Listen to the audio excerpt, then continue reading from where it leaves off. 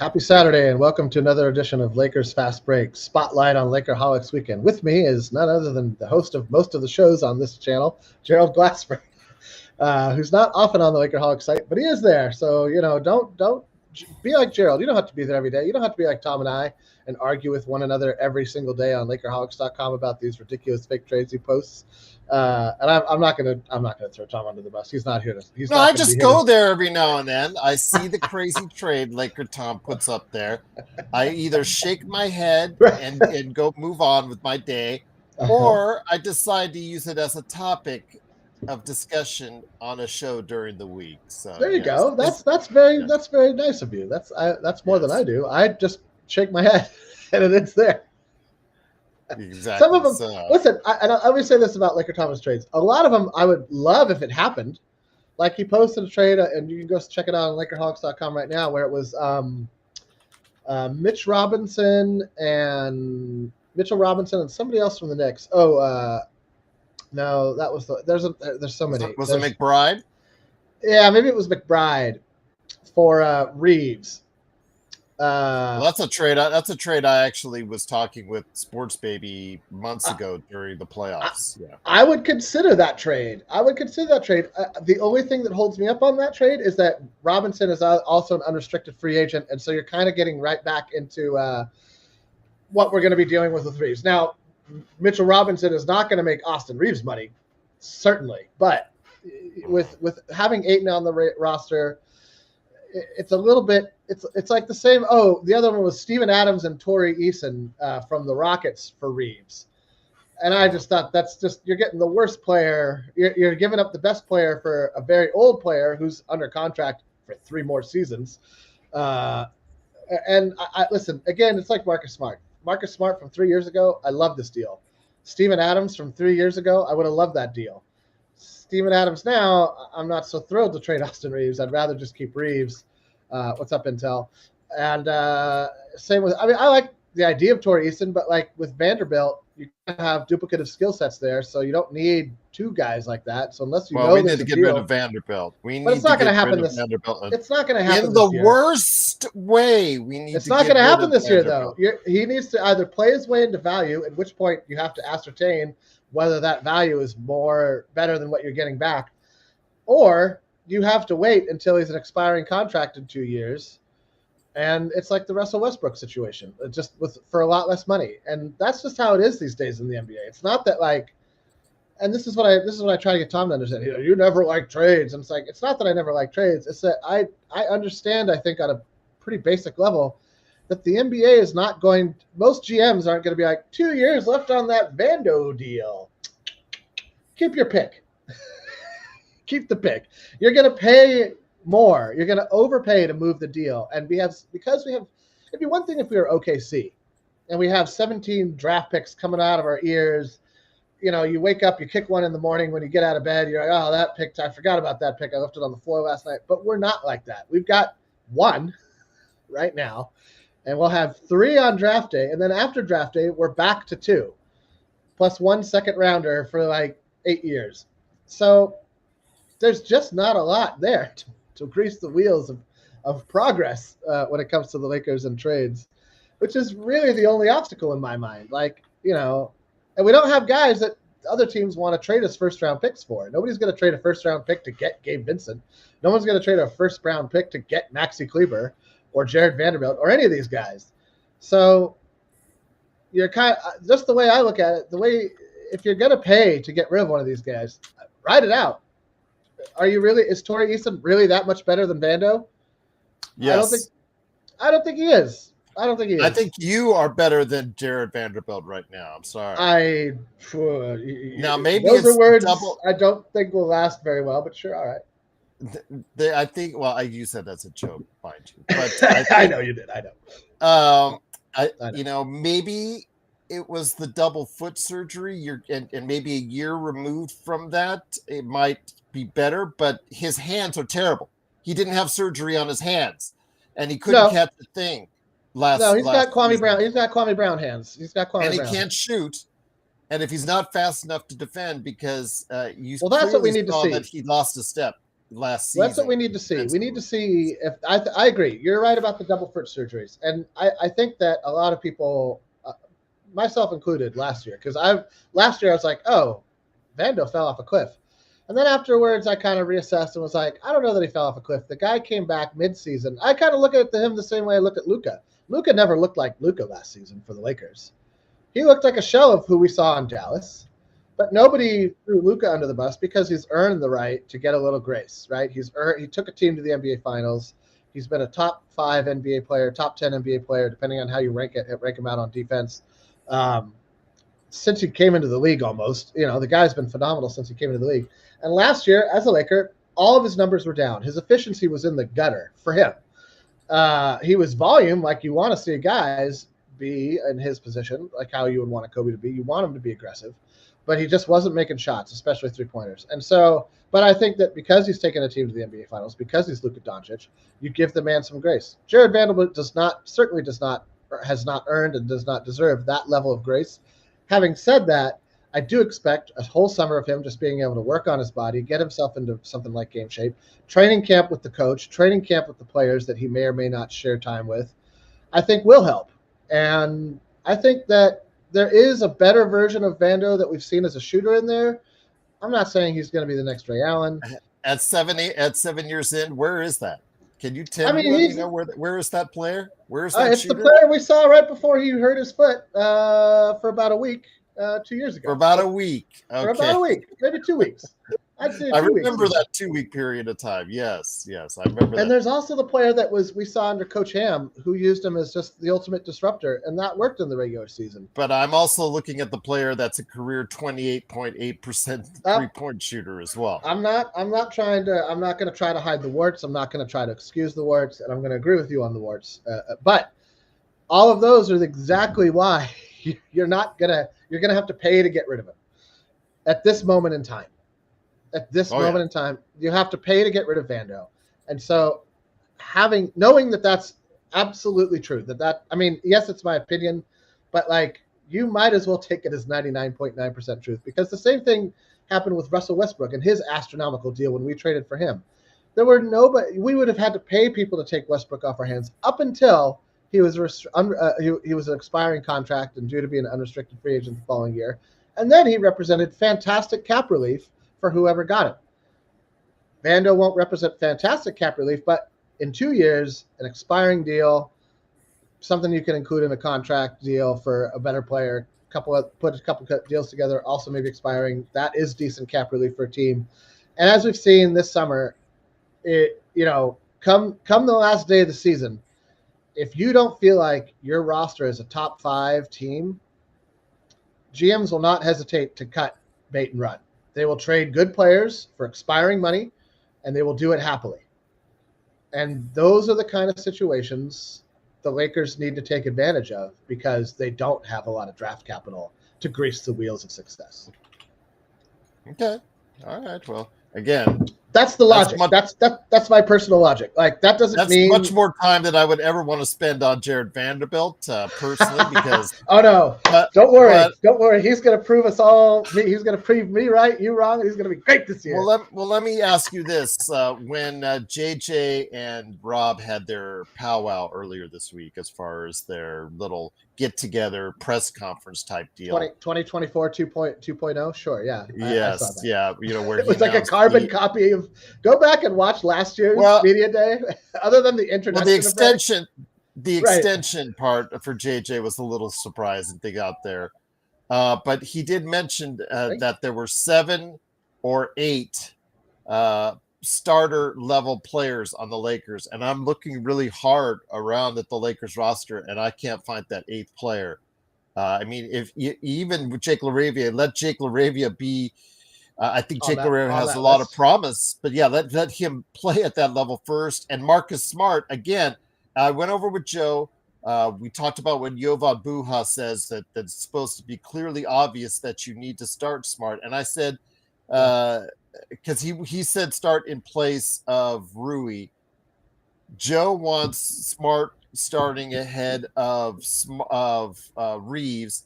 I Not happening. can't. I need to see 10, 15 games of Smart on the floor, giving you 25 minutes and 33 to 35% shooting from behind the arc before you go there, and giving you good defense as well. Because again, like you talked about, he had the Defensive Player of the Year. Then the next year he fell off a cliff in Boston, which was why they traded, and it had to kill him to see him being traded to Memphis. Then the year after he was traded, they won a title with his replacement. And then the next 2 years after that, the 2 seasons after that, he played a total of 54 games. I have to see him healthy and anywhere near. I'm not asking for DPOY. I'm asking for anywhere near that level. I don't know. I have to see it on the court. I have to see he can stay on the court because he's now 31.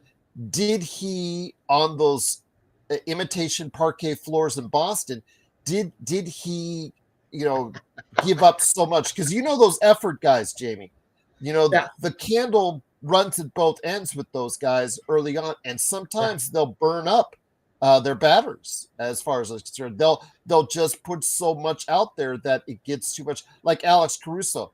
Is Alex Caruso going to be that guy that in the not too distant future just breaks down? I mean, he's had extensive injuries since he's left the Lakers.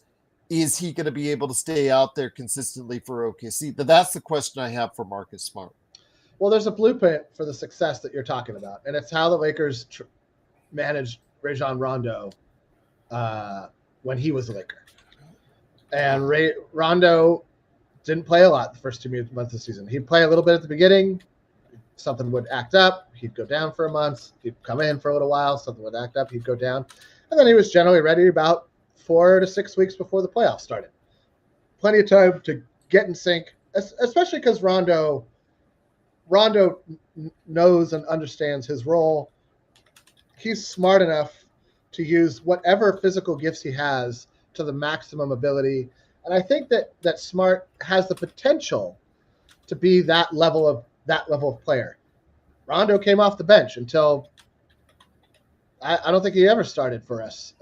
Even in the playoffs, I don't think he ever started for us. He was always the first or second guy off the bench. And so I don't understand. I guess for me, it's very difficult to separate what I would like to see versus what I think or know is going to happen. And so, would I like to see Marcus Smart start? I don't even know if I would like to see that start. But let's just say for a second that I did. I don't think it's going to happen. It's just not going to happen for 3 reasons. Contract year, and Rui and Reeves are better. They're just better. You have 7 players. That's the thing that gets me. Reeves is in the starting lineup. It's Reeves and Rui's spots to lose. It's not Rui's spot to beat Smart out for. I agree with you there. Because it's all about the veterans, and it's all about the certain basketball hierarchy, and coaches don't want to interrupt that, and it's political behind the scenes. With something like that, and egos come into play, and like you said. Those guys are all going after big money in the off season. In fact, like I said, that's the reason why if somebody, including me, I haven't decided yet on our predictions when I'm going to set them out, where I put the Lakers in during the season. During the season might be higher than lower is because there are 7 players playing for a new contract next summer, which will incentivize them during the course of the season to maybe on those games against Portland or against Charlotte or against whoever to find and muster up some stats or muster up some games that will help win games that you normally maybe would just gloss over or whatnot. So, a 50-win season to me is still a very real possibility for the Lakers because of that fact. Now, if does that mean it's going to ultimately be a good playoff run? That I'm still coming to grips with right now. But I will say this: when it comes to, like you said, we're going to put automatically Smart in there, and Jovan Buha said it's obvious that that's the case on Twitter. If you guys want to look it up, I don't think it's obvious because of his health risk. I understand what he brings or could bring defensively. I just want to see it out on the floor first. I want to see it out on the floor, what kind of player he still is before you make that call. You can't just run up a few, training camp in the NBA is so short, Jamie. You Oh, it's just such a can't joke. have him run up. It's a Yeah, joke now. It's a joke. Yeah. Compared to what it Yeah. used to be. I mean, and Ruamon, great to have you here. Yeah, What's it up, is that Ruamon? Joe Soro would tell you F this, F that, and just do what you want to do. But these egos in the NBA, you know it, especially when you've got agents feeding stuff in their ear all summer long about what's up ahead and what they're asking for.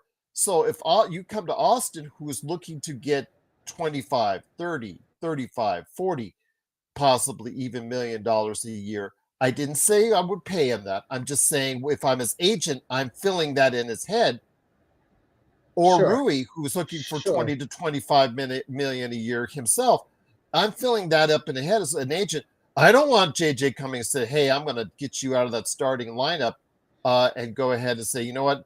I'm going to go ahead and bring in Smart because the defensive mindset that he brings, and that's great and all, but to those guys, going to the bench, if they come off the bench, that is tens of millions of dollars less they can ask for in the offseason.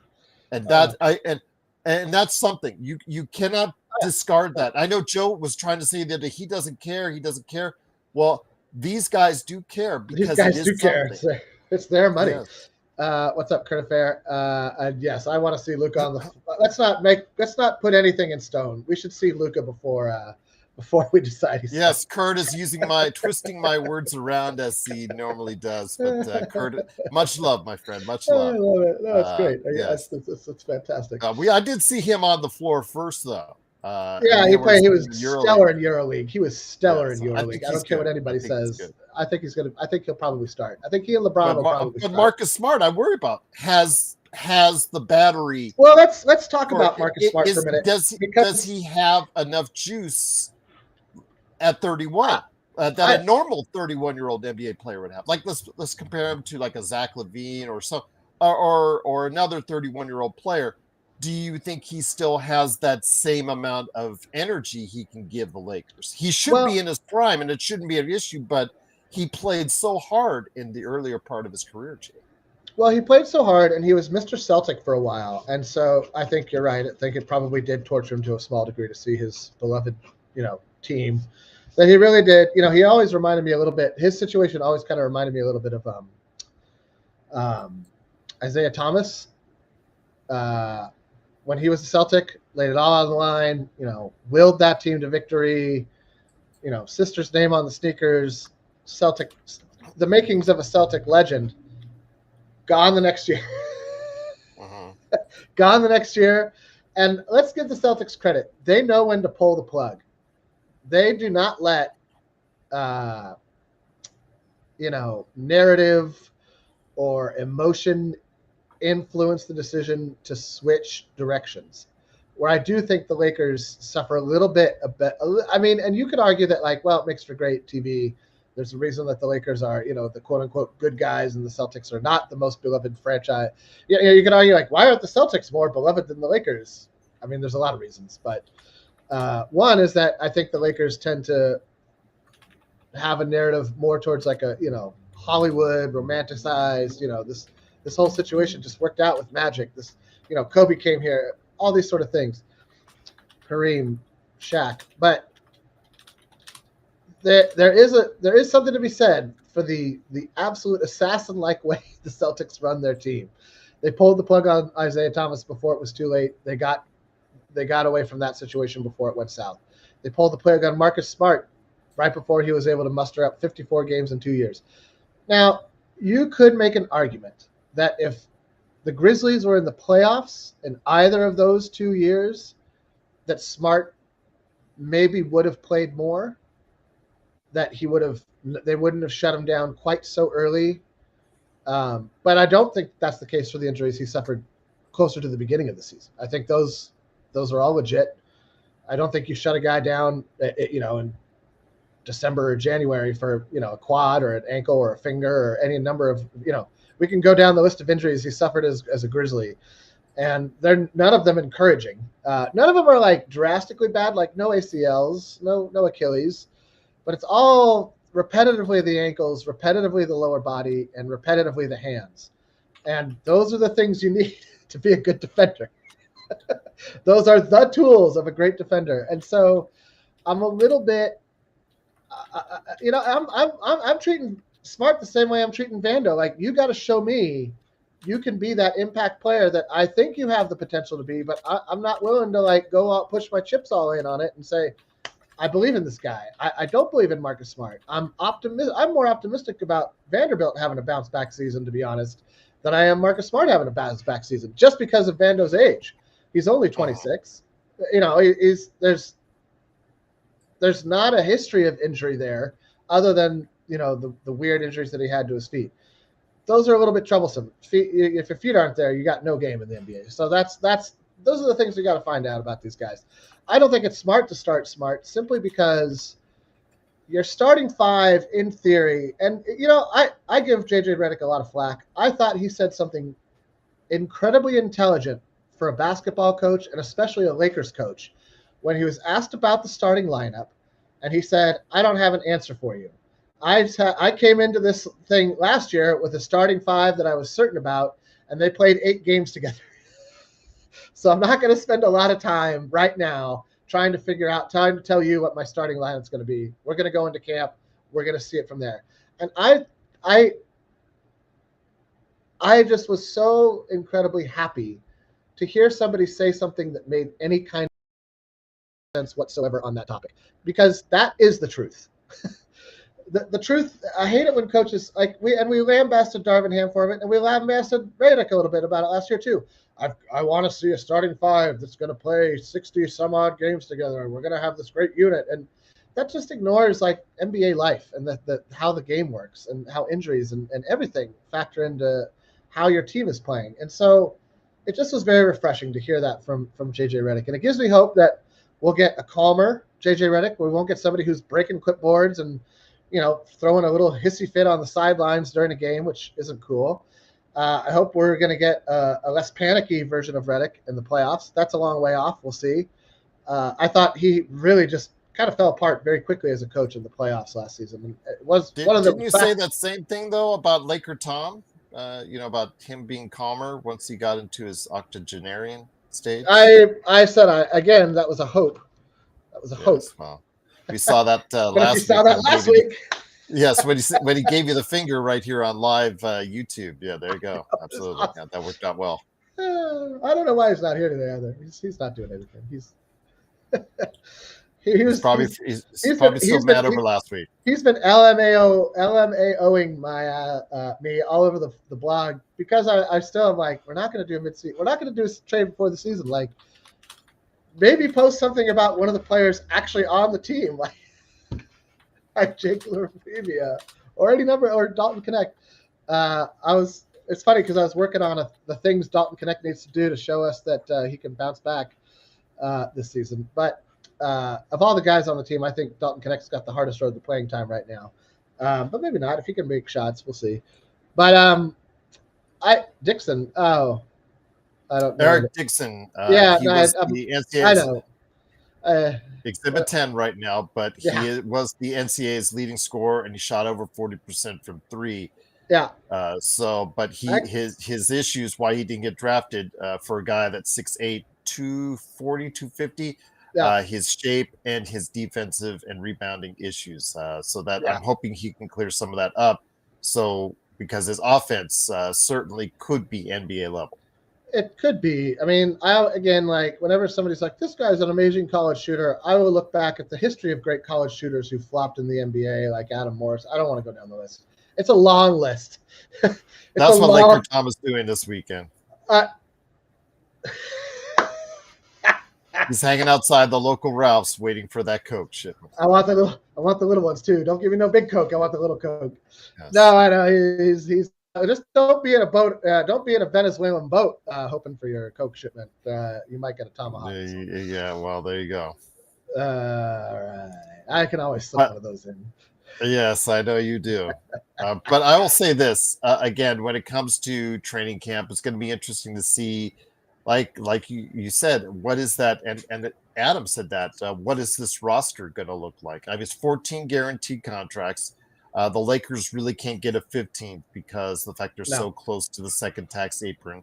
they can in Um, January. They can in January they because can in then January, but the right now they salary can't. enough time will have passed for the salary that they're paying Yeah, that person and they to can be prorate. fit. They can prorate a Yeah, contract on that, but right now they can't. And in no. doing so, they're going to battle with what they have. I don't see any last minute changes or any last minute trades. I'm hoping wrong on that because I'd still like to see the bench bolstered even more, but unfortunately, I don't think that's going to be the case with media day right around the corner, Gene. Well, there is one thing that could shake all of that loose, and that is a potential Kuminga deal. Jonathan Kuminga is currently holding the Golden State Warriors hostage and their entire offseason.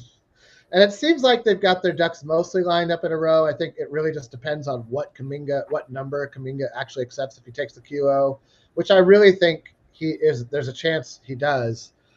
And that would then basically signal the end of his time as a Warrior. Everybody will say nice things the whole season. Oh well, we hope to work this out. Well, I think he has. If he signs a QO though, he has a no trade clause. Well, that's why he's going to do it. Okay. He seems to be. He seems, just based on what I've read. I don't know as much about this as I would if I was an actual Warriors fan. I don't think, but based off of what little I've read, it seems like he is as invested in controlling where he goes as he is in the amount of money that he makes this season. I'm not saying that that's his MO going forward, but just that this season he's willing to take a financial hit, a 1-year financial hit, and try to recoup it on the back end, and then control. Then he can control to a better degree, slightly better degree. We've seen a lot of guys think that they were going to get paid this summer, and that didn't happen. Quentin Grimes, THT, who's out of the league. A lot of guys going overseas when that money doesn't, NBA, even a veteran minimums deal isn't there because teams are capped out. A lot of teams are capped out. They're right up against it, and they're not going to go over for a guy on a 15th roster spot who's probably not going to play much. Well, I mentioned Kuminga. Yeah, I mean, and Ruamond, great to have you here once again. I think when it comes right down to it, yeah, he talked about a little bit of a Kawhi baby, and that part I understand, and that part is true. But he's also been strung along at times by. It's not been a good situation for both. It's something that's going to end up in a messy divorce. It is going to be something that's going to end up in a messy divorce. But for Kuminga, yes, he's sacrificing $20, $30, $40 million up front if he signs the team incentivized deal that they're trying to offer him. But he does have control with his qualifying offer. He'll still ask and still want to be traded because that's just a messy situation. He does not want to be in Gold State. But he wouldn't be traded to Charlotte if he didn't want it. He would have a no trade clause. Or he wouldn't be traded to a team where he doesn't feel like the situation would get better for himself. Maybe he would be traded to Charlotte where he feels he can go and ball out. Maybe that is what he wants. Or to Brooklyn or to 100%. Somewhere that he can get, all the usage he can get. Put up the stats. Put up the stats. So that's maybe what he wants. So we'll find out. They have until the 1st of October for him and Quentin Grimes. So keep your eyes on that, guys. But those two situations could shake something up that, in theory, because the Lakers do have contracts that are expiring this season that don't have any control over where they go. Vincent, Kleber, we can't trade Ayton or Smart till January. So if you're going to put up fake trades, please be smart. Don't include Ayton or Smart until after January passes, closer to the deadline if you're being intelligent about it. But technically they could be traded like mid-December. I want to say December 16th, December 18th, somewhere in there. I want Kuminga to opt in and leave next year in free agency. Kuminga wants to go to the Kings. I think he wants to go to the Kings. I think he just wants to go somewhere where he can be showcased. I'm not sure that's the Kings. He would be behind DeRozan on the depth chart. DeRozan's going to have the ball in his hands. Well, maybe DeRozan would come in a trade. It would be a sign and trade. I have a hard time seeing the Warriors doing that. DeRozan won't be there next year. If he goes there in free agency, DeRozan will not be there next year. DeRozan will probably go to. go somewhere to a else. winner at that point in time. I do want to answer something that Adam is asking that we during the week. Joe and I kind of scoff at, but I do want to give it its respect. Do you guys think Bronny will be a rotation player at all this year? I'll just leave it at this. When I give my answer to someone that asked, because there have been a few people that asked that, Adam. Bronny during the summer had a much better summer than the previous summer, but it was still very much inconsistent because you can't do as bad as he did last summer. I mean, he is still a below average shooter from three, as he showcased in summer league. You can't put him at the point guard because when they put him at point guard in one of the games here in Vegas, he got 8 turnovers. Turnovers. So he can't do that. So what he can really do is defend and play rugged defense. You hope, at least I hope. But I'm going to say this, Adam. Initially, right away, I don't think he'll earn playing time, but it's an 82-game season. And Joe cringed when I said this, but I think he knows it's true. JJ, because of the fact that that he is going to have to try with that bench. It's not a great bench. Even still, it's a better bench than last year's, but it's not a great bench. Still, he is due through either just lack of productivity or injuries, Adam. He is going to look down there and he's going to give Dalton a shot. He's going to look down there and he's going to give Bronny a shot at some point in time to earn regular minutes. Whether or not they do so, it's up to them. But I won't be surprised if Bronny will get some looks earlier in the season, like about maybe a few weeks in or even earlier than that, just to see if he can play at an NBA level if he's ready. And if he's not, then you just hide him on the back of the bench again. But I do think, Adam, that whether we like it or not, Bronny will probably get some more looks this season. But Joe said it best. If Bronny becomes a regular part of our rotation, he said that the Lakers are having a miserable season. And I'm not going to tell him otherwise on that. No, I think I would have to agree. 100%. No, that's 100%. I agree with Joe 100%. That means somebody's hurt. Yeah, that does mean so. I think if you see Bronny in there, somebody is hurt. Right. Or the Lakers are in foul trouble, or they're just that bad. Right. Vincent's out with a leg injury. Smart hurt his hand. Oh, I guess we got to play Bronny. Like that's how that works. And yes, that's how that works indeed. I know that just looks like Jamie's having some trouble connecting on there. I guess am I dropping out a lot? I guess. You are. Yeah, just you've got bars now. You've got solid bars. I don't know what's going on. Drip Show, what's up, my friend? Drip Show, great to have you here again. If you got anything that you need out there as far as custom made, as far as canvas art, hats, shirts, go to Drip Show Shop on Instagram and Facebook. He has made some amazing Dodgers and Lakers stuff. He made me a canvas art. I've got to put it up here in the next few days. So yes, just please go ahead and follow Drip Show Shop. Great Christmas gifts. If you want to tell the missus or significant others to get you a cool gift, go to Drip Show Shop on Instagram and Facebook. So that's my deal on that one. Just to button up on what I was trying to say about Bronny. I'm not a Bronny hater. I think that everybody, as a 50-50. I'm a Bronny realist. I'm a Bronny realist. I am too, and I like that. I like how you put that. I think that that's true. I think that you just have to be real about any fit. I would feel this way about anybody picked 55th. I don't care who their father was. I don't care what. It doesn't matter. Like you're the 55th pick in the NBA draft. You are a project. If you think otherwise, that's great. That means you have a lot of self-confidence. The rest of the world believes and will likely be proved true that you are a project. THT is a great example. Late second rounder, showed a flash of okay defense in the playoffs against Houston one year. Somehow that morphed into him being better than Caruso in the minds of the Laker brass. And now he's out of the league.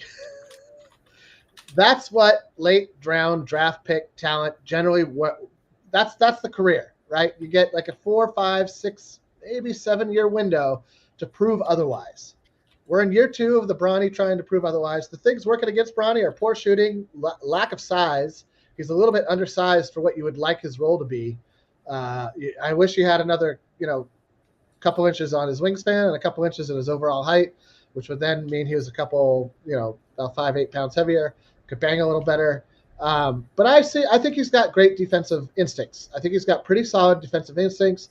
And to be honest, a guy like Smart is probably a great guy for him to sit next to all season long. If Bronny's smart, if there's a spot next to Marcus Smart, he'll park his butt right in that seat and say, Marcus, what are you seeing out there? Help me understand the game on a defensive level the way you did it at my age, so I can pick up some of these tricks, so I can figure out some ways to get myself some playing time. I'm going to let my defense be my calling. Okay. Jamie, I think, is bowing out again.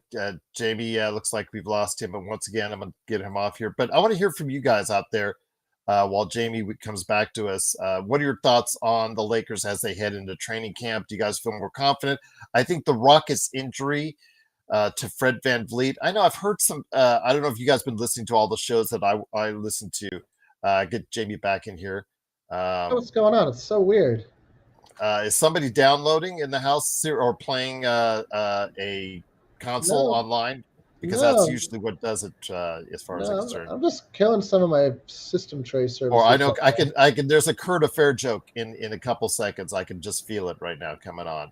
What I just opened myself up into. But anyways, I do want to say that I do with training camp coming around, I do have a little bit more inspired hope. I've heard in recent days both for and against what the Rockets are going to have to do because of the loss of Fred VanVleet. I've heard like numbers. It's funny because I've heard numbers that support Fred VanVleet being out there and being a vital cog in the Rockets machine. And then I've heard other stats from Yahoo Sports, by the way, just on different shows. It was so funny because one show said that the Rockets may be better without VanVleet, and the one Yahoo Sports show said that the Rockets are worse with VanVleet. I think, though, having the stability of VanVleet and the championship moxie that he brings, it's going to hurt them a little bit. While Amen Thompson and Reed Shepherd grow into their positions, I think giving to the ball substantially to Amen Thompson is going to be an issue because it takes away a little bit from what he does best, which is defend at a high level, one of the highest levels in the NBA. But you're now going to make him more of a playmaker. But we'll see if he can rise up to that superstar level, which is a very good possibility. Reed Shepherd, if he can actually play like the guy that he was in Kentucky, we'll have to wait and see it. But that has to come now. I think that they're going to go through some bumps in the road, and there may be a chance for a team like the Lakers to maybe find a path around that and sneak a little bit higher in the Western Conference standings. There may be that possibility. We'll see. I also, I think OKC is going to have a rough season. They've been the under the radar team for forever, and they're not going to be that team this year. Every night they're going to be the team that has to be, fending off a hungrier team. I think they're going to try to come out and say, like, we're young, we have a lot we want to prove, yada, yada, yada, blah, blah, blah. Everybody says stuff like that leading into the season. You don't know what it's like to have the target on your back until you have the target on your back. And so I'm curious to see how OKC responds during the regular season. I think during the playoffs, if they're all healthy like they were last season, they're going to be a monster. That's when they're going to be their most difficult. What you have to hope is that, again, if they have a rough season, Denver had a rough bounce back season. Denver didn't handle being the hunted. They came back. They still had a pretty decent regular season, but it really wore Jokic down. It really, Murray was, I think, hurt again in the. Okay. I think we lost him again. And they lost him again. And it's hard to repeat. Okay. There's a reason. Yeah. There's a reason teams aren't repeating all the time. It's unless you are really, really well built or you have an incredibly dynamic superstar like a Kobe Bryant, like an in his prime LeBron James. And we'll see if the Lakers have that and Luka Doncic. This is the year for him to show it. If there's a year that he can come in and just pound the league into submission and say, look at me, I am as good as Jokic. I am as good as SGA. I am as good as in his prime LeBron, so on and so forth. This is the year to make that mark. You had your sort of your your adjustment period post-trade where you were coming back from injury. You still got the Lakers in the playoffs, flamed out in the first round. You could argue that nobody on the playoff team last season was played well except for Rui Hachimura consistently. Everybody had a good game here or there, but nobody put it together over the course of the series except for Hachimura. And not a lot is asked of Rui, so, he just played his role well, which is one of the things I really do love and appreciate about Rui Hachimura is that whatever his role is on the Lakers, he seems to play it pretty well. And he doesn't require a lot of shots to make it happen, which is kind of an anomaly in the modern NBA. But I think that there's a shot for the Lakers because it's hard to argue that we don't have one of the better 6-player rotations out there. If you look at Ayton and the potential that Ayton represents, because Ayton hasn't suffered catastrophic injuries, he's just been on really bad teams. It's Dame when Ayton was there was never healthy. They never were able. They never. I'll just say, I think we lost Jamie again, and I will just say this: that the rotation, and Joe Nobal said it as far as for OKC, it's going to be tough. Plus, again, they have almost an infinite number of assets they can throw at teams in case there's an injury or something you want to overcome. It's something interesting to see again because OKC, like Joe said in the chat, Joe Nobal, they have an infinite number of assets they can go out if they have any bumps in the road or anything that they find as a flaw that they need fixing.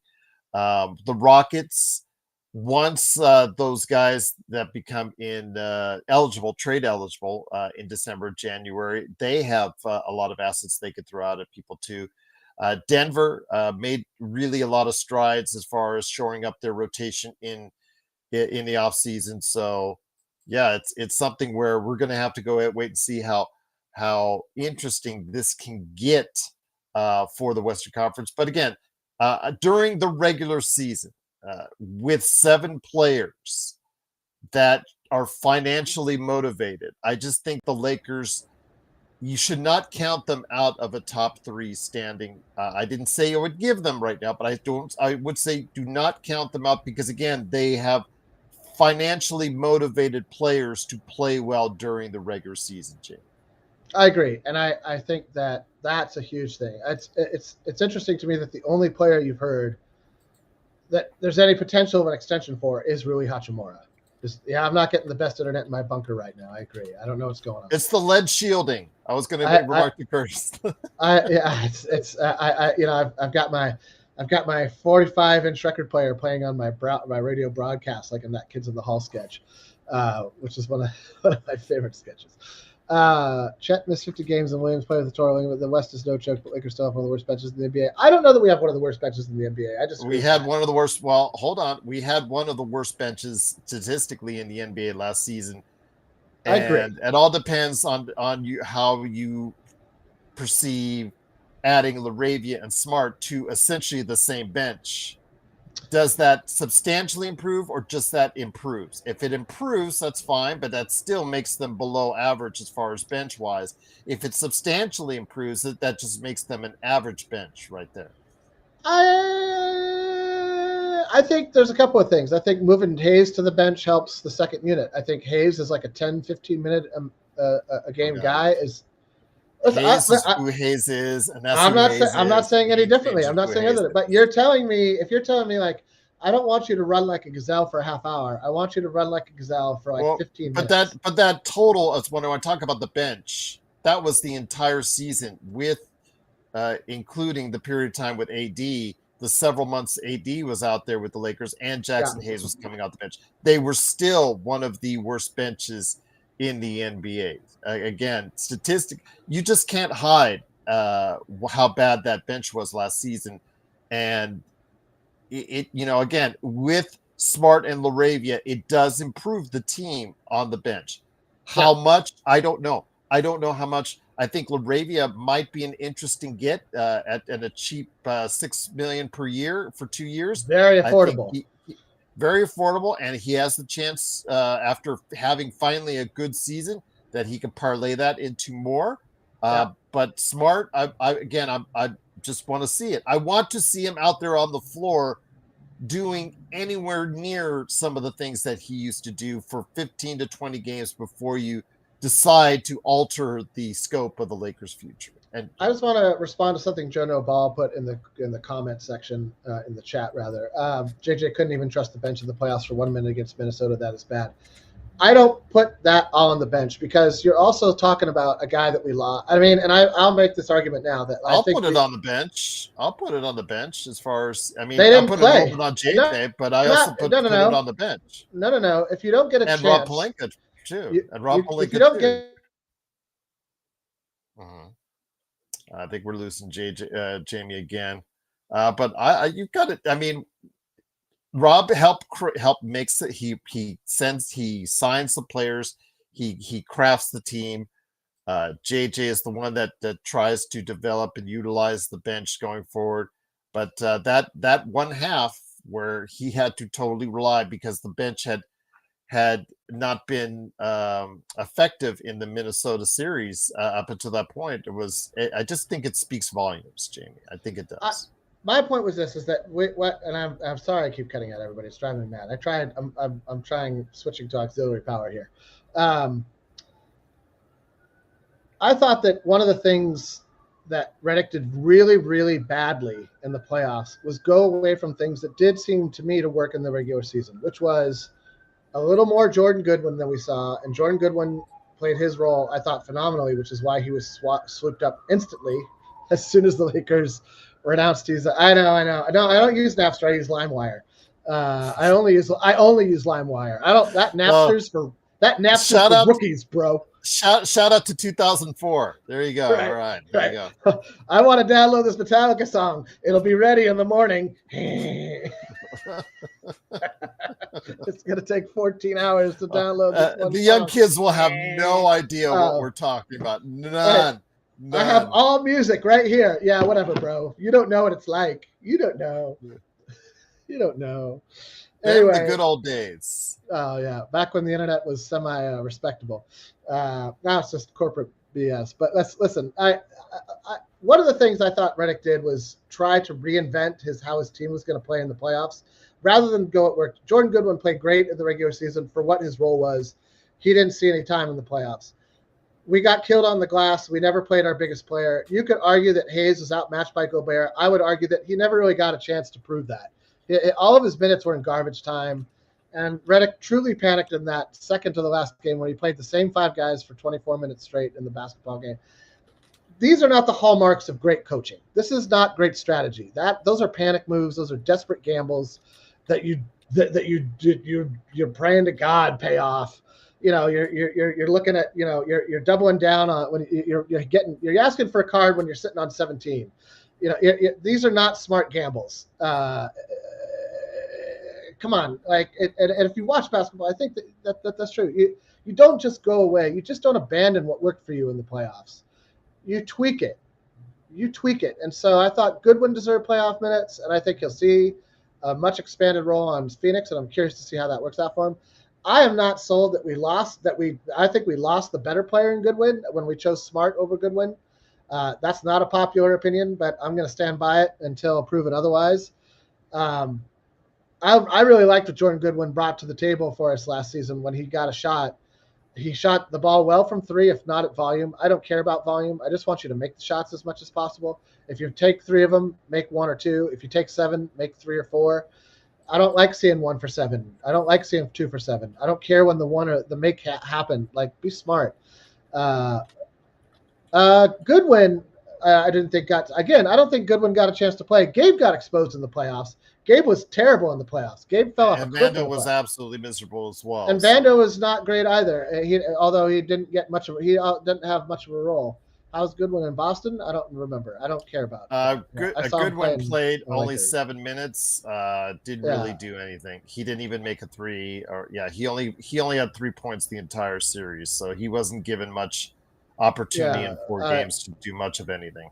I'm not too worried about how. All I can say is what I saw last year. I'm not worried about what he did in Boston. Boston can go fuck themselves. Sorry, I know it's a family show, but I'm never gonna not say that. I have Joe on the show. What can I say? that went out a long time ago. Boston. We could go on and on and on. Actually, I just rewatched The Departed, and that's the only thing about Boston that I like is that movie. The only thing. Jack Nicholson is absolutely phenomenal in The Departed, as is Leonardo DiCaprio. Anyway, I digress. I think this is my problem with the coaching last year. I thought that Coach Redick panicked in the playoffs. Feel free to disagree with me. That's entirely your opinion, Planet Earth. My opinion is I watched a coach who was outcoached by Chris Finch, which is, let's be honest, not saying a lot. When you think great NBA coaches, at the top of the list is not Chris Finch, I guarantee you. I mean, he's fine. He has a rotation, guys play, he takes them out. Seems to work for Minnesota, but like, I don't think of him as my boy is wicked smart. Exactly. So many great lines in that movie. Anyway, I don't want to get into it. I'll go off a deep end here. But I just that's one of the reasons I was surprised that we extended it. He did fine in the regular season, taking that team to the 3 seed. The way the West is, some of that's luck, some of that's it is what it is. That was great, and I won't take away from that. I thought he turned in an equally poor performance in the playoffs. I thought Coach Redick was not prepared mentally, spiritually, possibly physically. I don't know. But, we'll see. We'll see how this all shakes out this year. Evidently he talked to Sean McVay. I don't know what that does for you as a coach in the NBA, but great. He went to a Rams practice and was like, oh, wow, you got a lot of guys on this team you got to manage. That looks annoying. I don't know what. It's great that he talked to somebody who won something, I guess. But anyway, I just, we'll see. All the Boston I know is from Good Will Hunting. I like Good Will Hunting too. I suppose that's true. Those are the 2 things from Boston I can stand: Good Will Hunting and The Departed. After that, I'm over it. Anyway, we'll see. I'm hopeful that the numerous contract years that are playing for the Lakers this season result in some of the best efficiency, some of the best effort, some of the best availability that some of the guys attached to those contracts will have shown in the last 2 or 3 years. That's what we got. We're riding on that again. It kind of reminds me of the AARP Lakers season when we had Ariza. There's another old guy on that team I'm forgetting that we had. Was a bunch of old... What about the ARP 2022 season when we had? That's what I'm talking about. When we had Ariza, okay. That's what I'm trying to remember. Carmelo. Yes, Melo, Ariza. Yes. There was another guy who was. Anyway, that team was another all these guys. All these guys are on expiring contracts. They're looking for their next big deal. At 34, I don't think they are. No, but none of these guys are that age, so that are Kleber's looking up. Kleber is looking like he's on his way out to Europe. That's pretty much fair on that one. But Vincent is trying to go ahead and still stay in the league. Yeah, I would agree with that. I know that as far as some of the other guys, Smart would like to stay in the league. Ayton certainly wants to stay in the league. Yeah, and that's the thing. Ayton needs to show that he's still a starter in this league. I think this year is very definitive for him. If he does not show out this year, he will not go and get a starter level center money in the off season or even close to it. Kurt Bazemore. Thank you, Kurt. Yeah, you're Keith right. Bazemore. Yes. Kurt Bazemore. Kent Bazemore. Kent Bazemore. Yeah. Kent Bazemore. Man, I was going to get there eventually. Yeah. Keith Bazemore, Kurt Bazemore, Kent. Let me ask you a question, Gerald. What is the best DeAndre Ayton season you can imagine? I'm not saying don't, and be real, and I know you will, but be realistic. 17, 11, and 1.5. Yeah, that's about what I'm hoping for as well. I'd like there is an imaginary place in my brain where Reeves, Ayton, LeBron, and Luka all average 20 plus points per game, and Luka threatens to crack 30, so that you're looking at roughly 90 points a game from your starting 5. Well, I put it this way. I put it to Joe this way. I said if Marcus Smart is not in there and it's the regular 4 plus DeAndre Ayton, yep, you have one of the top 5 offensive starting lineups in the league. Absolutely true. He was not true. he was kind of like, maybe I can. No, I think it is one of the best offensive starting lines. But the thing is, the defense. The defense is a huge question mark. Yeah. How bad the defense will be, that's another story. But Kurt is asking, with the Lakers mandate for championship level fitness, which again, JJ has stressed this week, and he stressed as they were leaving after the Minnesota series. And I'm sure he was questioning at that time Luka. Now he's just questioning the entire team. What under the radar Lakers players do you think benefit most from this? Obviously, Luka is number one on this assessment. Mike, to throw you something out there, my guess would be Eric Dixon would be the other, because most of those guys are in shape year round. Most of those guys don't usually have weight issues outside of someone, say, like Eric Dixon, who does have some concerns with his size and with his weight going forward if he's going to make the NBA, which is a possibility because of his offensive skills. But I just say, as far as the championship level fitness, Austin, they've got to want it at this point, with so many people that are on the line as far as what they need to be paid in the future, or what they would like to be paid in the future. They have to be in top shape. And again, we'll bring it right back to Marcus Smart. Is he in championship level shape? And to answer your question, Kurt, if on the regular roster, I think now that Luka's showed that he is in good shape and hopefully will stay in it, my second would be turning into Marcus Smart, because we don't know what kind of championship shape he truly is in right now as of yet. I would say the same was true for DeAndre Ayton, except for mental shape. Can you stay in the game mentally for 70 games this season? Just 70. No one's questioned his body. No, it's all up here. It's all up here. And I'm not even going to ask for 82 games. I'm calling right now. There will be 12 Space Cadet games from DeAndre Ayton right now. 12. I can live with 12. I don't want 12, but I can live with 12. 12 Space Cadet games, and you've got a most improved player potential for DeAndre Ayton. At least there's no snow there in Los Angeles that he has to worry about. Yeah, oh God, that terrible snow. Yes. Where did it come from? Because you know why? Because he couldn't make a game because I know. He got snowed in. I can't. But this is what I'm saying. I'm not so foolish as to think like, oh, now that all these guys are Lakers, all these terrible habits they've had through their entire careers in the NBA are out the window. Let's not fool ourselves, right? Let's not fool ourselves. Money is a fantastic motivator. A lot of money is on the line for a lot of guys. And so that is, I think, a reason to be hopeful. Does that mean this team is all together next season? Probably not. If you're being honest, a lot has to do with LeBron. With so many free agents next season, that's impossible. And not just on the Lakers, in the entirety of the league. There's a lot of ways you can tweak your roster next summer. And there's a lot of cap space over the next 2 seasons. And there's guys with legacies, on the line who might be looking to get out of their situation. Whether we'll see on that one. I know that Tom trades for them every single day. But let's get into Laker Tom mode here, and then get into Kurt's question after that. Jono Ball says, do you think we trade Reeves midseason? And what are your predictions for the Lakers midseason trade? I don't think we're going to trade Reeves midseason. I think the Lakers, listen, I'm not trying to argue against the logic of it. I understand the logic. There's a lot of logic behind. And if we were talking about the Boston Celtics, I would have this a lot higher. Because, again, the Boston Celtics don't play into this whole romantic idea of like, oh, this is like our guy. They don't care about their guy. They just want to win.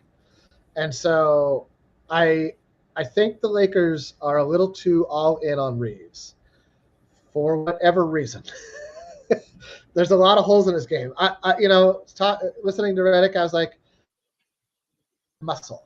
It sounds like he got faster, or like he got some quickness back, which just makes it sound like he was rested and not hurt. So I don't have a big what I would like to see is, we're talking about great shape. I would have liked to see Reeves come in with another 5, 6, 7, 8 pounds of muscle from last season. I would like to have seen him bulk out. Told him to eat more popcorn when he was there at Thomas and Mack. Dude, carb up, bro. Yeah, exactly. Carb up.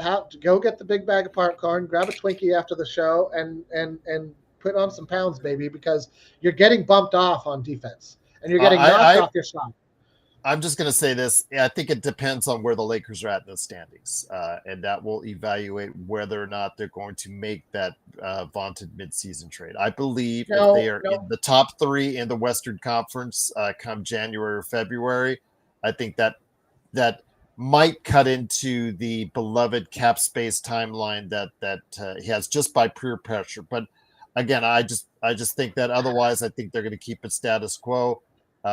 With Austin Reeves, and I don't know. Again, when it comes to Austin Reeves, how much do the Lakers want to go all in on it?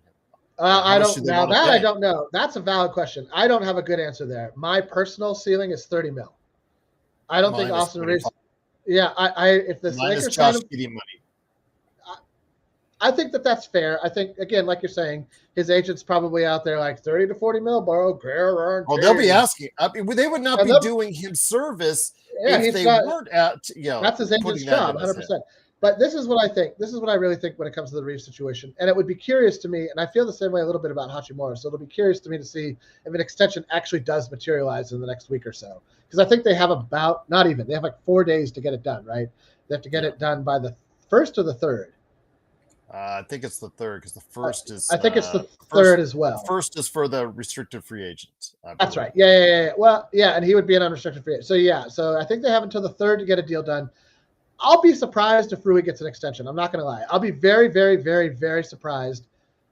I just don't. I think the Lakers are doing their due diligence. I think they're being friendly with the agents and not trying to shut doors or give off the appearance that like we're just remaking the team next season, things of that nature. I think they're just trying to be cool, basically. But with Reeves and potentially Hachimura, you have an interesting situation on draft day where you can still sign and trade Reeves, and you'll have 3 draft picks, and you can use Reeves's sign and trade potential in a trade for a pretty good player on draft day. Because Reeves right now, you're not getting a great return on the talent investment. Reeves's talent is worth more in a trade than you can get for him right now. You have to add in another crappy player, which means then the other team wants a first-round draft pick. And now you're just diluting the return on your Reeves investment. If you're the GM of the Lakers, you have to look at that Reeves trade chip as better than your first-round pick.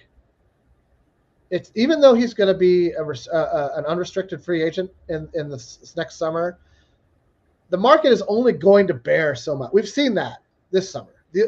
Just because somebody believes they're worth 40, 30, whatever million does not mean they're going to get it. And we've seen that play out in multiple free agent scenarios with players who are arguably better than Austin Reeves just this summer already. I don't anticipate that changing next summer. So if that's all true, if that all holds to pattern, then you have to look at that Reeves contract as the ultimate deal maker on draft day.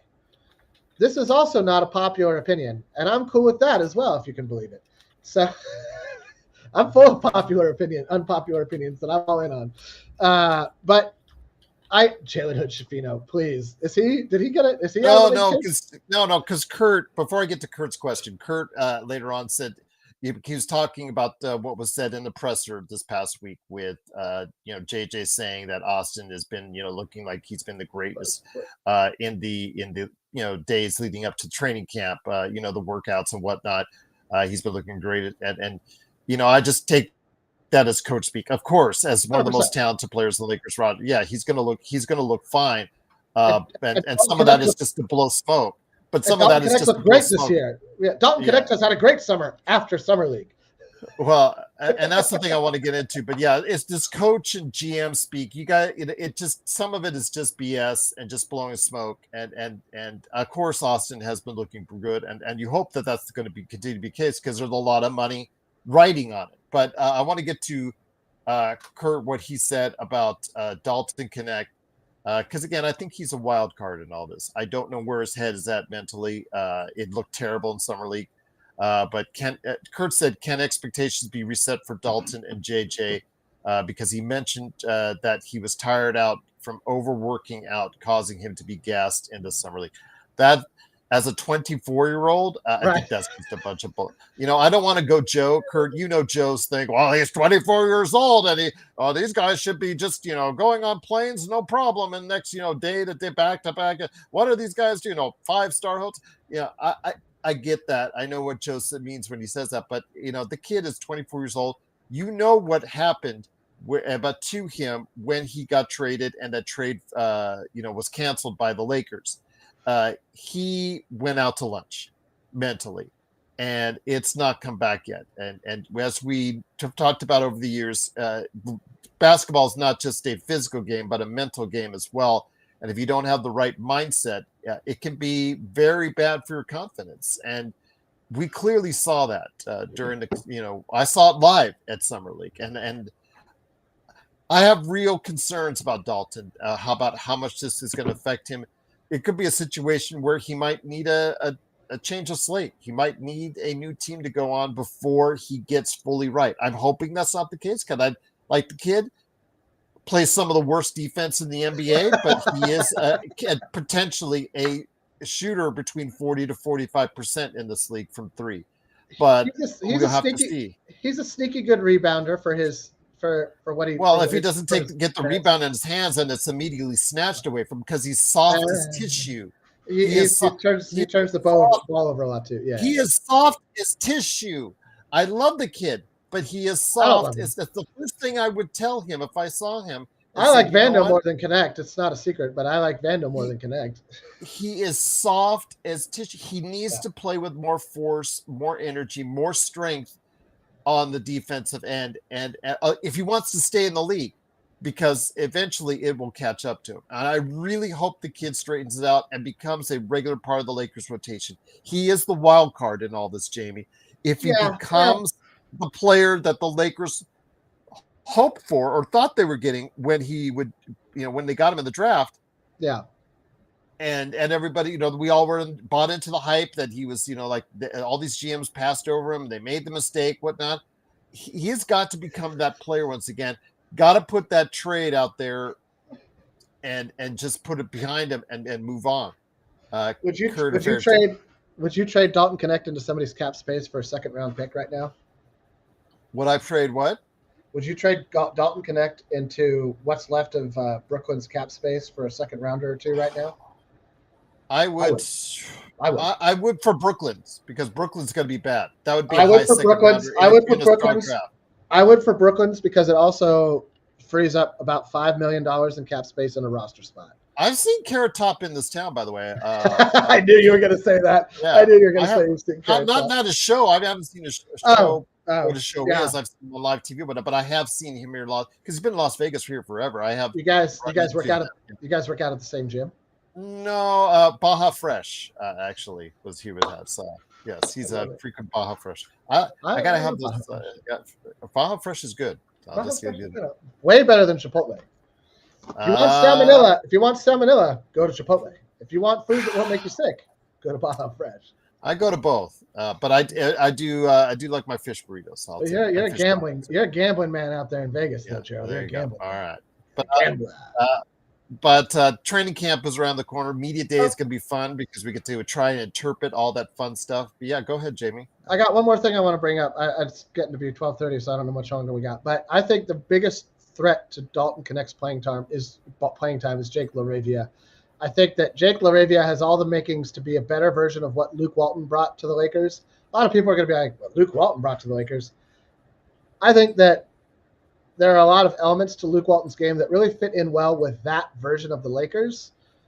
You saw him when he was thrust into more of a role that there wasn't much left after that.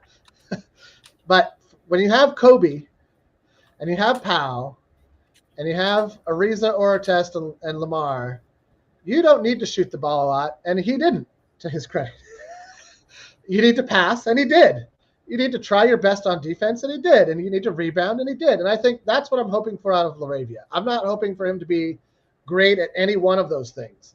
I want him to be competitive at all of those things. I want him to score 8 to 10 points a game. I'd like to see him pull down 5 to 6 rebounds a game in his minutes. I'd like to see him get 2 or 3 assists per game. Just kind of fill in fill in the gaps, man. If you can fill in the gaps, and I would like for Dalton to do the same thing, maybe with a little more emphasis on scoring. But I just don't think he's got the tools for the defense. I just haven't seen anything resembling those tools in his game yet. And ultimately, you either have to be a 45+% 3-point shooter, 42, 45, somewhere in there, or you need to at least defend a little bit. And he's not a 42% 3-point shooter. And so here we are. And he doesn't pass well. He doesn't hold on to the ball well. He doesn't. There's plenty of other issues with his game. And so that's the thing. If you have to address one or two of those issues. You either have to be able to get to the rim somehow, create your own shot, driving to the rim. You don't have to do it fast. You don't have to have blazing speed. But you have to understand how to work your way into the paint and put up a basket. And not like THT. I'm not saying like flip it under your arm off the top of the backboard. It rolls around on some weird thing, drops into the hoop. That's not basketball. That's luck. THT had the worst low pace game you could imagine for a guy with 20-foot long arms. Which was all that everybody ever talked about was how wonderfully long his arms were, which is why I now hate when people say like, oh, but he's got long arms. Like, I don't care. What does he do with them? What does he do with the arms? I don't care how long or short they are. Is he good with those arms, or is he mediocre, or even worse, bad? If he's bad, I don't care. It just doesn't matter. Great. You're a bad long arm player. I only drive by PF. I work out near the. Okay. Yeah, it's because he's. Sorry, I'm just catching up. He's got to reference some of the Vegas things here as far as Planet Fitness is kind of big here in Vegas. So I don't doubt it. You drive by some of those huge buildings they got alongside the freeway. They very conveniently alongside every major freeway here in Las Vegas. So there you go. Absolutely. Are you swole? What do you bench? Yeah, there you go. Absolutely. No. No, I don't. Nothing. I don't bench. It's going to be interesting coming Monday. I'm looking forward to hearing the speak from everyone.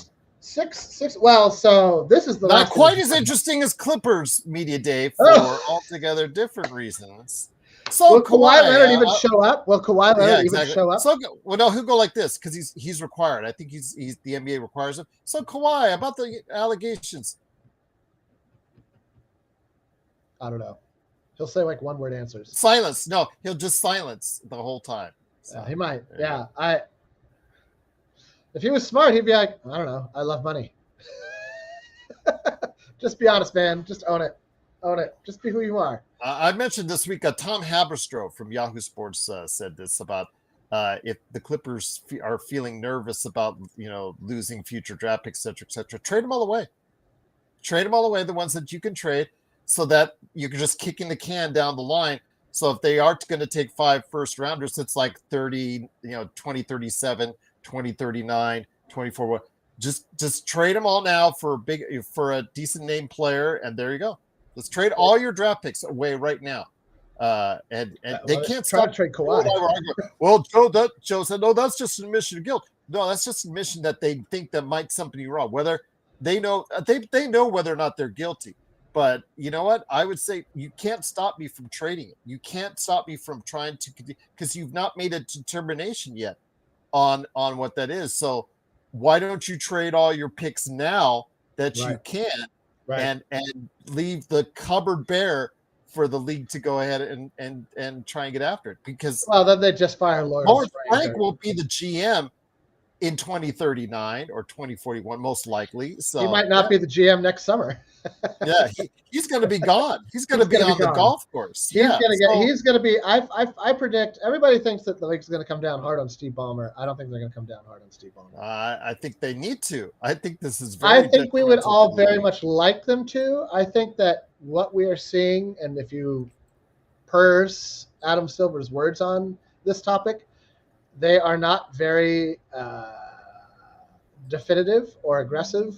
They are very much like, oh, we'll see. Oh, we're looking into it. And there doesn't seem to be a lot of impetus. And I think they're just sort of hoping that after Media Day, a week or so into the season, 2 weeks into the season, it's mostly a non-issue for most of the NBA. There's some people who are going to hold on to it, especially if you're around the Clippers. You're going to have to ask questions about it. There's going to be news about it. But, I mean, let's say something like LeBron announces he's retiring on media day. That's going to nuke all the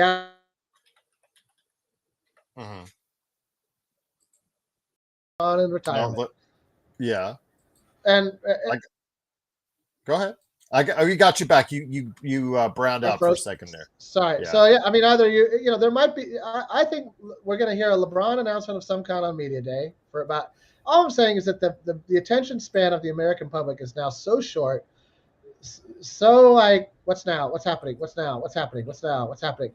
Aspiration's already in the rearview mirror for a lot of fans. Already, it's already like, oh, I don't know. Did they figure that out? No, whatever. It's not my team. It doesn't really seem to affect anything. And I think that that's what they're hoping.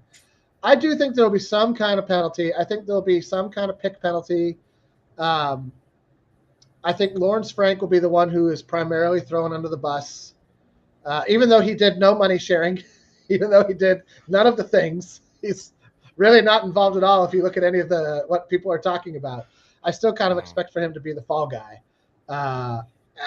And that's I would think they need to void Kawhi's contract at the end of the season. I really think they need to. I really because that conduct by him and Uncle Dennis. Wait, are you saying at the end of this season? Yeah, because if you made him a free agent, like let's say in like December, let's say that the league goes through the process, you have to give it a few months. You have to give it some time for them to go through and just basically for the law firm to grease all the hours on this to the NBA. Let's just be frank on that one. I just think that again, you will find where let's say the decision's mounted. I would not advise him becoming a free agent at that time. I would say either suspend him for the rest of the season and then he can void his contract. But doing something has to be done about these rogue agents from Uncle Dennis to Kawhi and voiding Uncle Dennis's status as an agent or whatnot, or taking away his license. That does nothing. That is nothing. It's hit it where the problem is. Kawhi went along with all this. He maybe even asked for all this. So with that, or some of this even. So we don't know. Again, behind the scenes, all this crazy stuff during the 2019 period and all this crazy stuff during the, the stuff with aspiration. I really think that you need to send a message to the player as well for, trying to really be active, him or his representative be active in circumventing the cap and making this. It's like when you have an employee that is good and you have to keep them, but they willingly know that in order to keep them, they want you to do illegal stuff or shady stuff in order to keep them. So I think, again, a message would be to suspend Kawhi for the rest of the season and then void his contract. That's the message I think you should get to not just the team. Of course, the biggest possible punishment you can get under the CBA for the team, of course, but also to that player for going along with it and maybe in some cases initiating it as well. That's just my deal. Yeah. So, all right. Do I still have Jamie on here? He has frozen on me again. No, I'm here. I'm here. Okay. I was listening. The Clippers didn't violate the CBA. Well, no, the CBA, it specifically says that it can be circumstantial evidence. There doesn't need to be a smoking gun. No, I'm not saying that. Not even that. What if the league does an investigation and they're like, oh, it looks like this investment is all on the up and up? Then there's outrage. That is just is there outrage. Is there? I would be outraged. I don't know if there's mass outrage. I don't know. Oh, there would be mass. Adam Silver needs to resign immediately if that's the case. would say the same thing, but we've also seen the Lakers. Well, I will say it on the air. I will say it on the air, and many other people will say it on the air as well. I'm not going to disagree. It is detrimental to the league. It is detrimental to the league. And I'm not going to disagree with that. But what I'm saying is, given the current climate of our culture and politics around money, there is a world whether anybody likes to talk about this or not, there is a world where the league goes, it's not that bad. Could have been worse.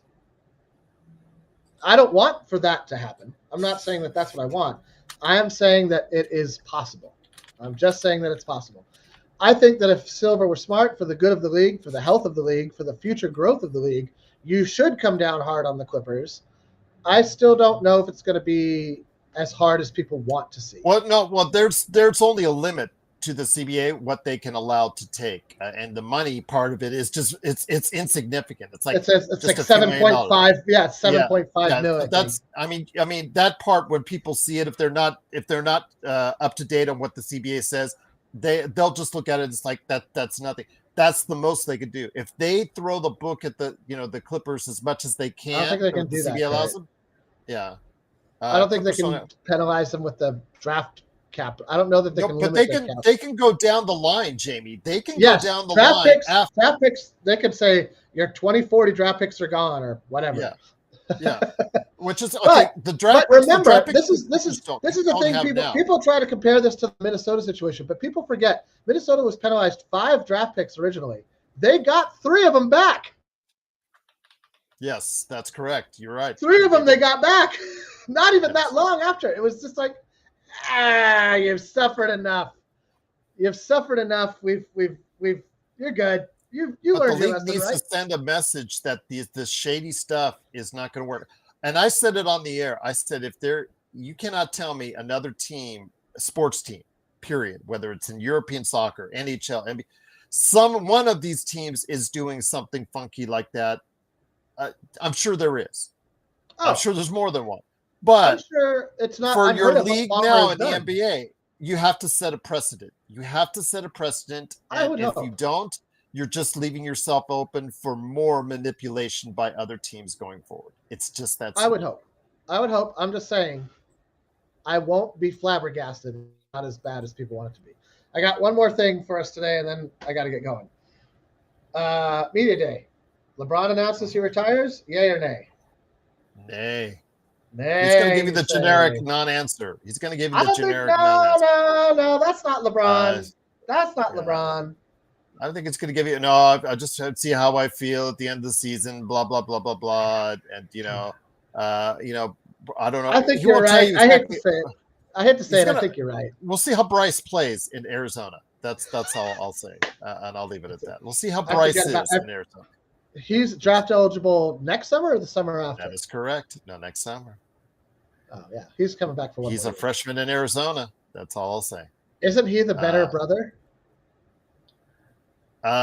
Depends on who you talk to. Stone Hansen, my good friend, says no. I kind of say yes. I think he has a more NBA-ready body, but they say he's not as talented as I don't know. I've seen him. I think he's I think he's a little bit more complete player than Bronny, but that's just me. But I say, but most people say no. Most people talking about high schoolers. We're talking about high schoolers and amateurs, so it's not really like a Yeah, show me. I know that as Bronny was originally thought of as far as maybe barely a top 50 high school pick. He started rocketing up the high school draft as he got closer and closer to USC and whatnot. That was interesting how that, his prospectus status got closer and closer to USC, how that, before he had the heart attack, of course. Before he had the heart attack. That really messed everything up for him, or allowed him to fall right into the Lakers' laps, depending on how you look at it. Exactly. Current affair, yes, I am. Well, he's already got me banned on TikTok because of what he said about Bronny. So I can't wait till he goes off on Bryce, but we'll have to wait and see. But Jamie, you're banned on TikTok? Yeah. Wear that as a badge of honor, my friend. I do. Actually, I'm very proud of it. There is a video that is on YouTube. It's been put on Facebook, put on Instagram, I believe, as well. Nothing. But on TikTok, he F-bombed throughout about Bryce for about 2 minutes. What happened was I put it up there, didn't think anything of it. I went back about a month later to TikTok because I didn't frequent TikTok, and they said this account has been closed due to a post that was our audience, etc., etc. So yeah, and Can't bring that guy anywhere. You can't bring that guy anywhere. I told Joe, he has a future in OnlyFans or Cameo to just chew out people, to yell at people. It's like if you want to say happy birthday, he'll yell at you back, "Happy birthday, you MFer," and really yell at you or go off on a rant on you for 10 minutes for $50 to $100. He has a future in that. You think you're a CEO of a company? You're nothing. You're nothing to me. Yes, I'm in the results business. That's what he'll say after a tirade full of MFs. But Jamie, before we head out, I want to mention for me before you plug Lakerholics, because this is a Lakerholics show. You're great. I worked on it for most of the week because it took a lot of editing because Bestly does not English is not his first language. But I edited and posted on this channel an article from him on his thoughts on he went in Laker Tom on a trade proposal. So if you guys want to read into that, it's now available on the notes part of this channel where I have to put Jamie Sweet's 5 things. Starting those back up in a couple of minutes. So and also as well my NBA team reports. I hope some of you guys out there are checking out.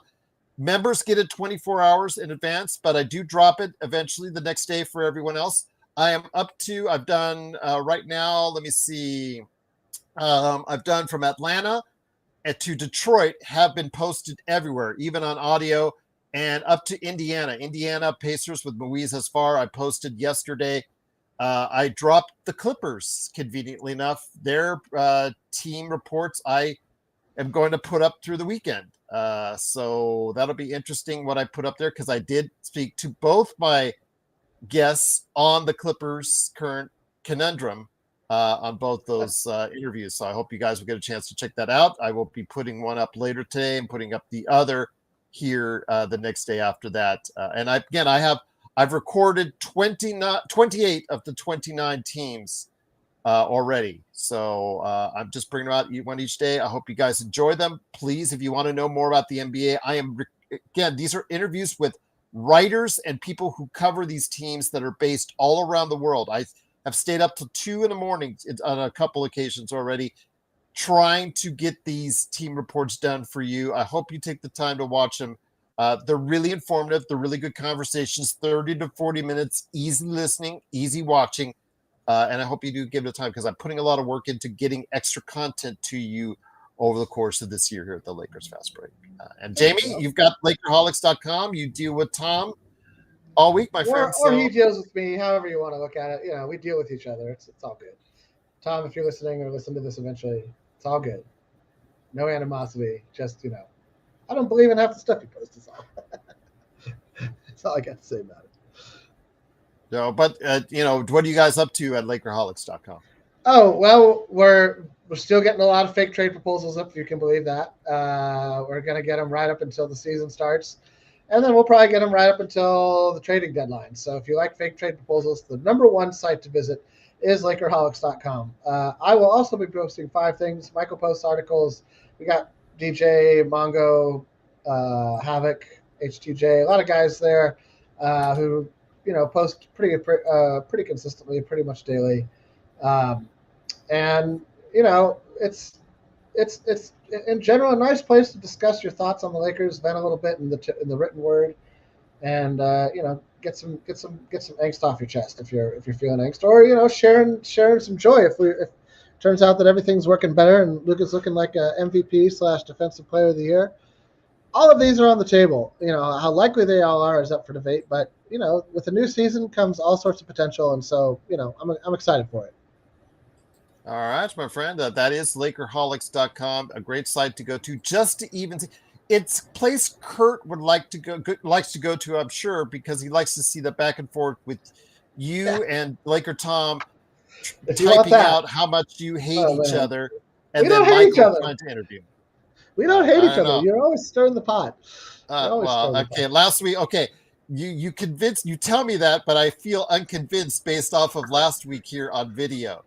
Yeah, exactly. When he gave you the finger right here on the air last week. So yeah, he told you were number one. All right. That's why do you think he did? Why do you think he didn't want to be on today's show? He's probably still mad at you for last week. No, he's got a lot going on. They're trying to like do house stuff. Sure. They're building a house. He's designing a house. I think it's also a bunker of some sort. I don't know. You have to ask him. All right, the Laker top bunker full of coke. That's right. Don't say it like that. It sounds wrong. It comes off all sorts of wrong. He's going to be on a boat from Venezuela. Pete Hegseth's going to shoot him with a missile for no good reason. Like Kurt Affair wants me to say it in that fashion, so I'll just leave it at that. Hey, Thameless? Thameless. Yeah. What's up, Thameless? What's up, Thameless? Thameless is here. Yeah, he's a great part of what we do here in the community. So again, I truly cannot hold on. Let me address Kurt's question real quick. What's the best fake trade proposal lately? Number one is Torrey Eason and Steven Adams for Dalton Connect and Reeves and the first round pick. We give up a first round pick in that trade. Holy cow! It's just. Yeah, that one. I think. I think Tom's on the. Like, what do you want me to say to that? Like, what do you want a logical, real person to say to this idea? Like, here you get the best player. You get the pick, and we'll take your biggest contract or your third biggest contract on your team that's signed for 2 more seasons after this one. Basically 3 seasons. Who doesn't love it? Tell me why. And then when you tell him why, he gets upset. And that is what I love about Laker Tom. He asked that's why we love Lakerholics. I told you what I thought about it. I didn't think it was a good idea. And so here we are. Oh yeah, it's a great fake trade, Kurt. It's a great fake trade. They're one a day easily. One a day like that easily. And they're not always his. Sometimes he reposts other people's terrible fake trades that he then shows himself agreeing with on Twitter. And I don't understand any of it. I don't understand Twitter though. I don't do Twitter, so maybe it's a failing on my part. Thameless, no, Pablo Torre did not drop anything new to this story. So did Ballmer even do like a media day? He did his like 3 days ago or whatever, or 4 days ago, right? Like when he addressed the media, or they didn't do like what? Last time we heard from Ballmer was the ESPN thing that he did right after. Oh, that was like a week ago. 2 weeks ago. But maybe we'll have something on Monday. I know that some of the Clippers writers that I've been seeing on LinkedIn or in podcasts, they're all looking forward to Monday. And I'm sure. Knives out. For once, the Clippers will have the more interesting of the 2 Los Angeles media days. Not if LeBron drops a retirement notice, they won't. I think the allegations. I think that he won't. Come on, LeBron, do it, baby. You know you want a tour. Make it this year. The Ramona Shelburne interview. That's right. But again, Lakerholics.com. Please support if you're in the community. Thameless, the place to go. I don't know how to pronounce it. You love fake trades? Thameless, yes. Thameless. Lakerholics.com. That's the place to come, man. They are all over the place. You do have to sign in. There is a login process, unfortunately. It's just so that we don't have ads and spam, and there's no ads. No, you can read it without doing it. You can read it. You can read all of the articles without signing into anything. But to comment on it, you do have to log into. But yes, you can just go to Lakerholics.com. You can just go to Lakerholics and look at Laker Tom's fake trades and just enjoy yourself and laugh. Yes. And I have to give Tom a lot of credit. And I make fun of Tom a lot. And let me say something positive about Tom, because he's got a great basketball mind. We just don't agree on a lot of things.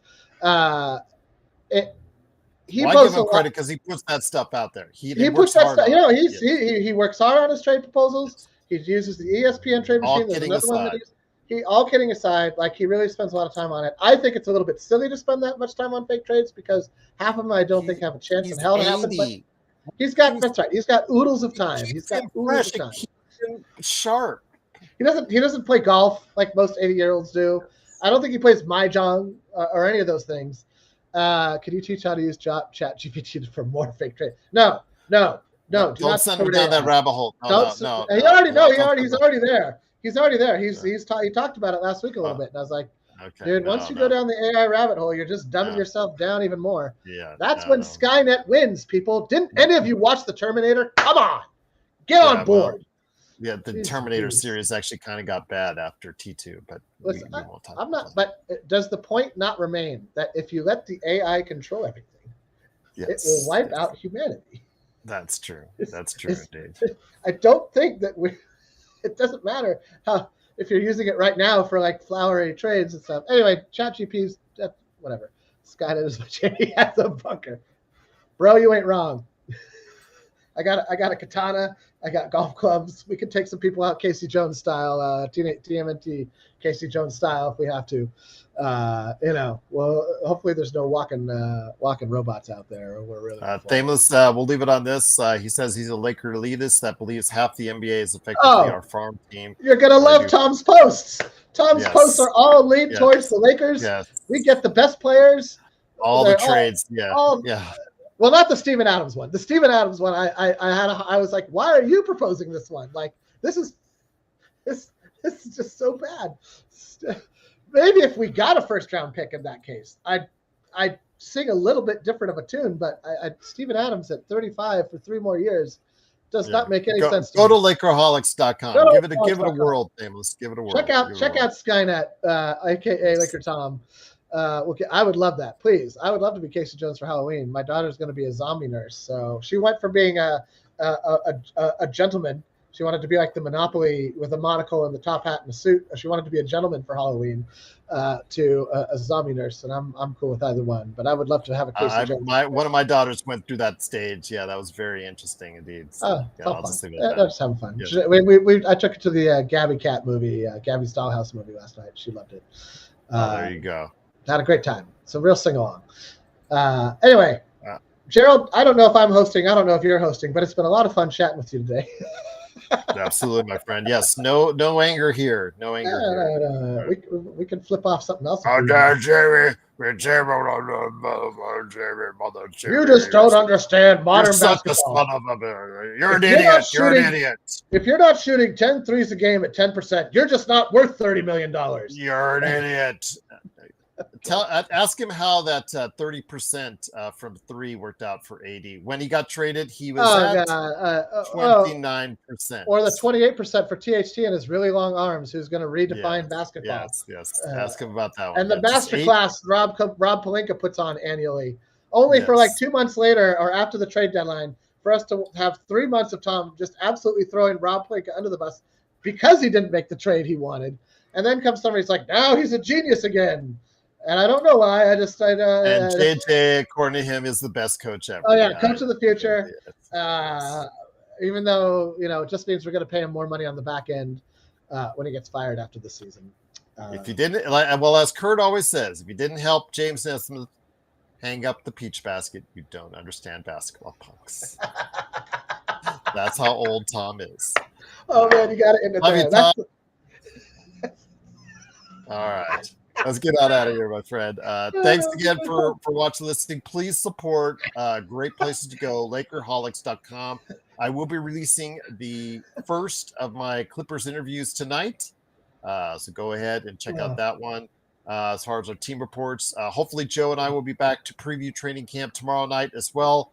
Looking forward to it. And again, Best League's thoughts. He has a fake trade. If you guys want to read that in the channel notes that are there as well. So Jamie, truly cannot thank you enough, my friend, for doing what you need to do here. Appreciate you stopping by. Appreciate you being on this channel, promoting Lakerholics, being on here. It's great extra content. I think that everybody needs to check out, and I always appreciate you guys when you stop on by. So Kurt, Thameless, everybody out there, Joe, everybody out there that was part of the conversation today, thank you so much for watching and listening. Lakerholics.com for Lakerholics Spotlight, and then, of course, everything that we do here at the Lakers Fast Break Podcast.